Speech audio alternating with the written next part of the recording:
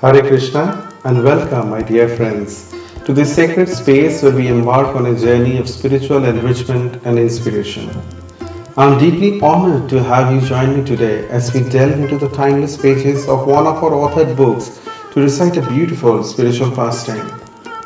Within the pages of this book lies a tapestry of stories, a tapestry woven with the threads of devotion, wisdom, and love.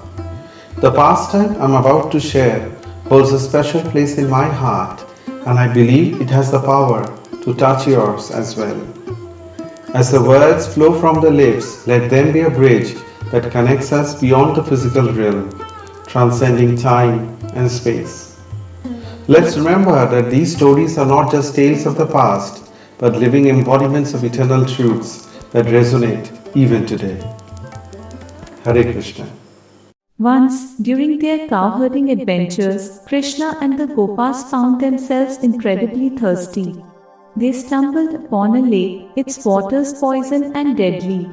Unaware of the danger, both the cows and the Gopas drank from it, immediately falling unconscious, their lifeless bodies sprawled across the ground. Witnessing the lifeless forms of his friends, Krishna bestowed upon them a compassionate gaze, and in an instant, they were revived. This miracle showcased the immense power contained within Lord Vishnu's glance, for it is said that all living beings are conceived within the material world through this divine act. Motivated by his love for the inhabitants of Vrindavan and the river Yamuna, Krishna resolved to liberate them from the burden of Kaliya. With playful intent, he ascended a majestic kadam tree on the banks of Kaliya in Vrindavan, performing seemingly mundane actions such as adjusting his hair, turban, and belt, as if preparing for a wrestling match, to assure the worried Gopas. Then, with remarkable grace, he leapt into the lake, causing a tumultuous torrent of black, scorching waves brimming with poison to surge forth, resembling a fierce tsunami. Fearlessly, Krishna immersed himself in the toxic waters, diving and swimming amid the noxious currents, creating resonating splashes. Enraged by the disturbance, Kaliya, the Serpent King, emerged from the depths of the lake to confront the audacious intruder. Consumed by envy at the sight of Krishna's divine beauty, Kaliya pounced upon him, ruthlessly striking Krishna's chest before coiling his serpentine body around the delicate form of Shyamsundar. Entwined within Kaliya's powerful grip, Krishna remained serene and unaffected as Kaliya expanded his monstrous body, squeezing with all his strength, attempting to crush the small Gopal. Yet, Krishna continued to smile, motionless and unperturbed. Witnessing this heart-wrenching scene, the cowherd boys and cows of Vrindavan wept inconsolably, their anguish causing them to fall to the ground, rolling amidst the dust of their beloved land. Omens of ill fortune loomed over Vraja, enhancing the atmosphere of despair. For 2 to 3 long hours, Krishna endured the coils of Kaliya until the distress of the Vrijavasis moved him to take action. Expanding his divine form, Krishna slipped free from the serpent's grip. Angrier than ever, Kaliya spewed forth blazing flames from his many mouths, while sparks flew from his wrathful, red eyes. Raising all his hoods, Kaliya fixed his cruel, angry gaze upon Krishna. Yet, Krishna deftly evaded Kaliya's attacks, swiftly dodging the strikes in a circular dance. As Kaliya grew increasingly dizzy, his strength waned. Krishna seized the opportunity, pushing down one of Kaliya's hoods and leaping over it.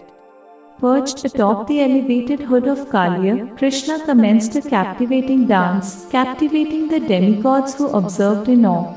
The celestial beings played melodious instruments, including kettle drums, mridangas, tablas, flutes, and veenas, accompanying Krishna's mesmerizing movements.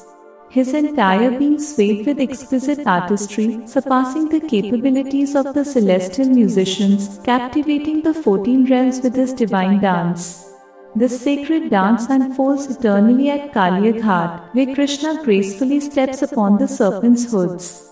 Krishna continued his enthralling performance until Kaliya's 1,000 hoods crumbled, shattered into fragments. With each fallen hood, Krishna swiftly leapt onto the next, dancing upon all 1,000 hoods of Kaliya, pushing him to the brink of death. To the Vraj gopis, Krishna's feet were softer than lotus petals, but to Kaliya, they felt like thunderbolts striking his head. Deadly black and red poison oozed from Kaliya's mouth, and as he expelled his venom, blood began to pour from his mouth. Realizing his impending demise, Kaliya, in his final moments, surrendered to the lotus feet of Krishna, seeking forgiveness. Moved by the repentance of Kaliya, the Nagpatnis, Kaliya's devoted wives, approached Krishna with folded palms, imploring him to pardon their husband and release him from his suffering. Pleasingly, Krishna forgave Kaliya and instructed him to no longer trouble the inhabitants of Vrindavan. He directed Kaliya to return to his home, Ramanaka Island in the ocean. Moreover, Krishna assured Kaliya that Garuda, the bird carrier of Lord Vishnu, would no longer harm him, as he would honor the imprints of Krishna's feet on Kaliya's hoods. As a result of Krishna's divine intervention, the once poisonous waters of the Yamuna river were rendered pure and sweet once more, free from all traces of poison.